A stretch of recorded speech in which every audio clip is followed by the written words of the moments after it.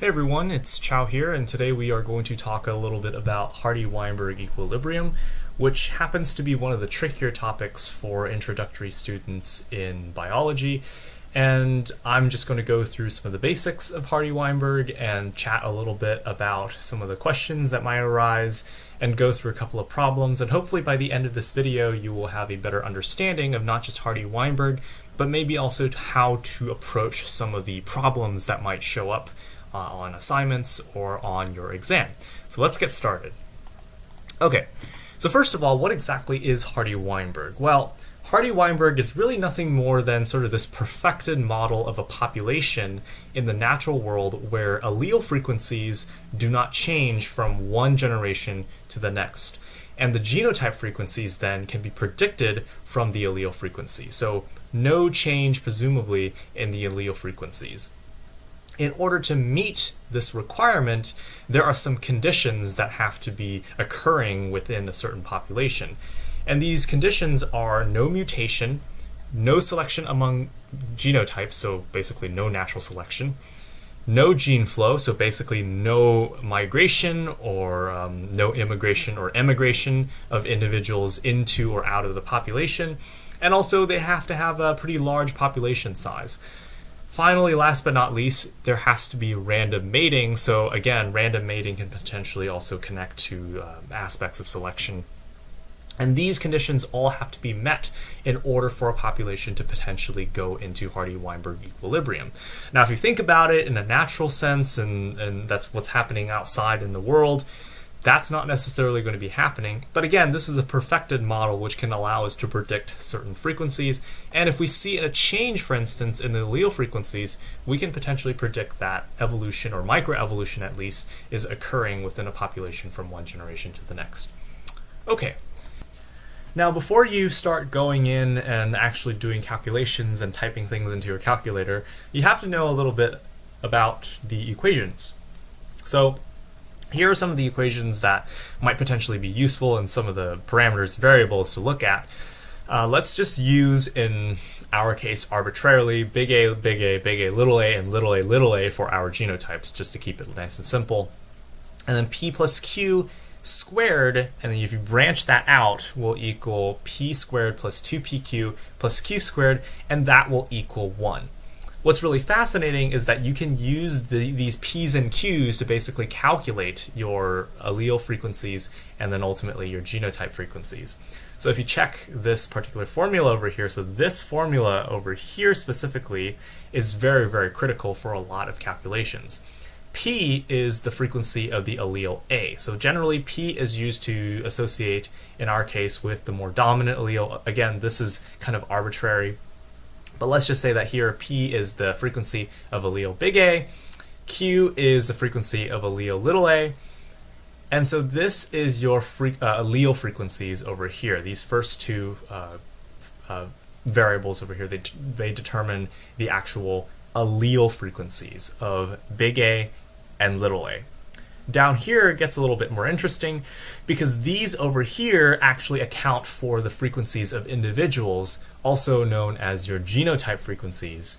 So P squared is the frequency of individual big A, little a, Q squared is the frequency of individual little a, and 2PQ is the frequency of individuals big A, little a. So the heterozygotes is 2PQ.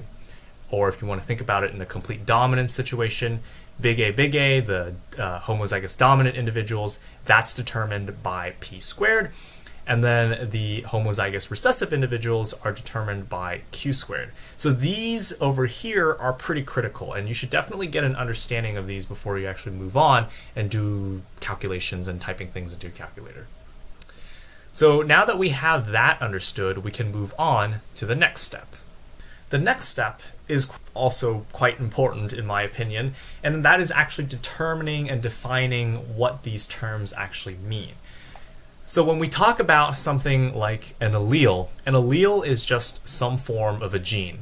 So in our case, to keep things simple, our alleles is big A or little a. It can be big B, big C, big D, little d, whatever.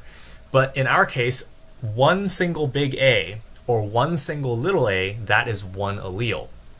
We can also have allele frequency, which is the number of big A, just big A, or number of just little a in a population. So the number of big A or number of small a, little a in a population.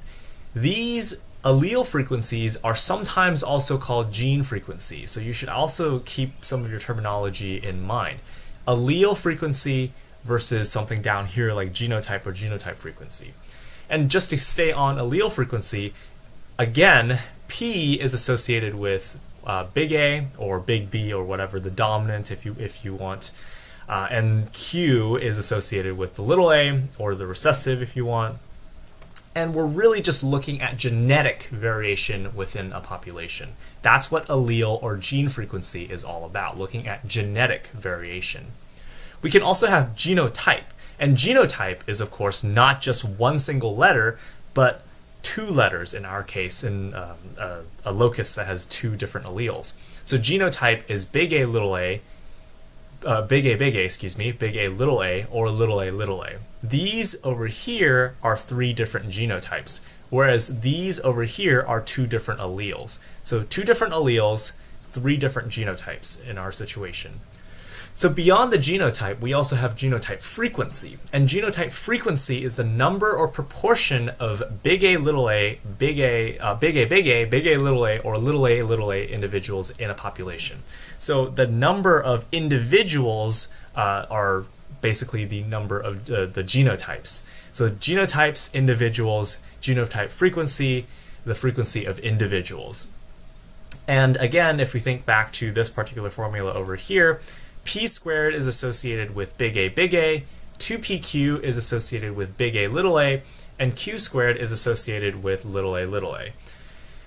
This genotype frequency is looking at how the genetic variation is distributed among its members, aka how the genetic variation is distributed among the individuals, the genotypes. Whereas over here, the allele or gene frequencies, those are looking at how genetic variation is within a population. So make sure you get these different terms separated, because if it asks for the allele frequency, make sure you're actually calculating for the allele frequency and not looking at the genotype or trying to figure out the genotype frequencies. So allele slash gene frequency, genotype, and genotype frequency are completely different, and you should keep track of what the question is looking for. Ultimately, again, all the frequencies are expressed as decimals, and they all add up to 1 as per what's shown over here. Okay, so we have that done. We have these terms actually kind of written out. Let's look at what questions potentially can get asked.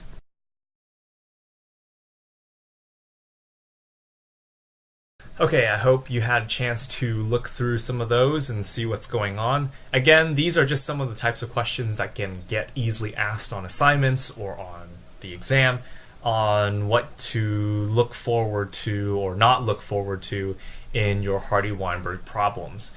So keep in mind that there's an expectation for you to be able to do these calculations at a relatively quick way or quick manner, and also to be able to sometimes work backwards if the population already is in Hardy-Weinberg equilibrium.